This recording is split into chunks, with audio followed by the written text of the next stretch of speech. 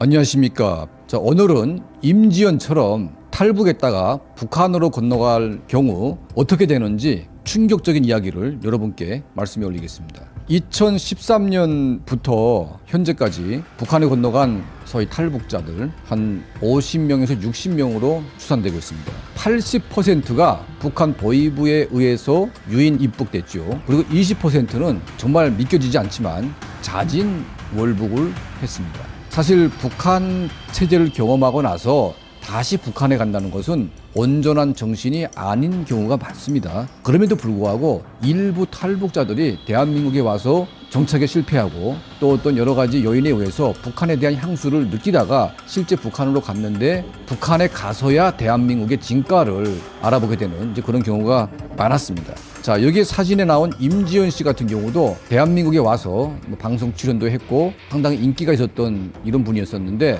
원인 모르게 북한에 갔습니다. 저희가 추정해 본 결과 북한의 보위부가 임지연 씨를 심양으로 오게 했고 이 심양에서 기부수를 당한 채 북한으로 이제 끌려간 정황들이 있습니다. 기자회견 처음 나왔을 때 얼굴에 시퍼런 피멍들이 보였었는데 아마 보위부에 끌려가서 내맞고 고문받고 다시 기자회견장에 나온 것으로 추정이 되고 있습니다.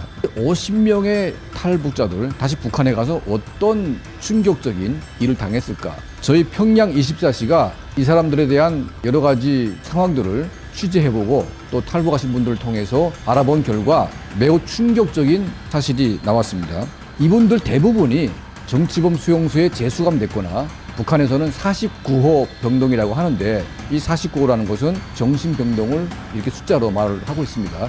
49에 갔거나 정치범 수용소에 갔거나 대부분 이제 이 사람들이 북한 체제에 적응하지 못하고 사라진 이런 이제 상황을 저희가 파악을 했습니다. 이 사람들이 북한에 도착하면 첫 번째 서희 탈북자의 입으로 대한민국을 비방하는 북한 주민 상대로 한 강연회에 동원됩니다. 이 강연회를 통해서 저희 북한 주민들에게 대한민국의 나쁜 점들을 이야기한 다음에 자기 살던 고향으로 귀대가 되는데 자 이때부터 세 가지 일이 벌어집니다. 첫 번째 뭐냐면 집중 감시. 그러니까 집중 감시라는 것은 여러분들은 북한에서 살아보지 못했기 때문에 어떻게 잔인하게 감시하는지 우리가 이해하기 힘듭니다. 정말 이 사람이 방구 끼는 소리까지 다 감시당할 정도로 완벽한 감시를 당하게 됩니다. 자, 두 번째는 왕따. 이 사람 곁에는 누구도 곁에 가지 않습니다. 왜냐하면 남쪽에 갔다가 다시 온 사람이기 때문에 괜히 뭐 친한 척했다가 너 탈북하려고 하냐 이렇게 보위부가 추궁 들어오게 되면 그거 어떻게 하겠습니까? 들어갈 수가 없는 거죠. 세 번째는 여행 금지입니다. 그 지역을 떠날 수가 없어요. 왜냐하면 다시 탈북을 할까봐 일단 여행증을 아예 끊어주진 않습니다.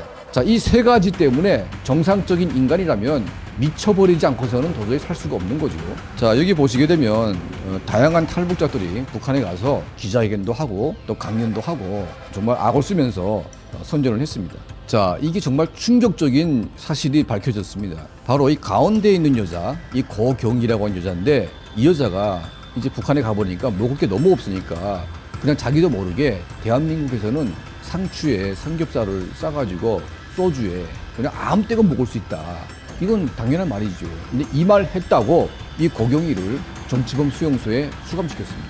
자, 그러자 이 고경이의 오빠가 이 고경이의 아들을 데리고 대한민국에 탈북을 했습니다. 탈북을 해가지고 기자회견까지 했습니다. 다른 탈북자들 고속도로를 달리는데 시속 100km 이상 나가게 되면 벌금 뗀다. 자, 이 말이 보통 말인데 북한에 가서는 이런 말을 하면 안 됩니다. 왜냐하면 북한의 기차가 시속 50km도 안 나가기 때문에 고속도로에서 100km 나간다고 하게 되면 북한 사람들은 이해하지 못합니다. 그렇게 빨리 달릴 수 있는 도로가 있는지. 자, 이런 말 한마디 때문에 이 사람들은 정치범 수용소에 끌려가야 되는 거죠. 그러니까 한번 자유를 맛본 사람들은 그 자유에 대한 향수, 이 몸에 밴 이런 것들이 독재 국가로 갈 경우에 엄청난 스트레스로 다가오게 되는 거죠. 자, 그리고 이 옆에 있는 김광호, 이 친구도 평양으로 갔는데 소위 월북했으니까 북한 정권이 평양에 거주시킬 것이라고 기대했는데 다시 농촌으로 보냈습니다. 자, 여기서 이제 결핵이 와가지고 다 죽게 됐는데 다시 이제 북한을 떠나서 대한민국에 왔습니다. 그리고 국가보안법으로 걸려가지고 4년 동안 감옥 생활을 하고 지금 사회정착을 다시 했는데 이런 사람들의 말에 따르면 북한에 가서야 대한민국이 얼마나 지상낙원인지 뼈저리게 느낀 거죠.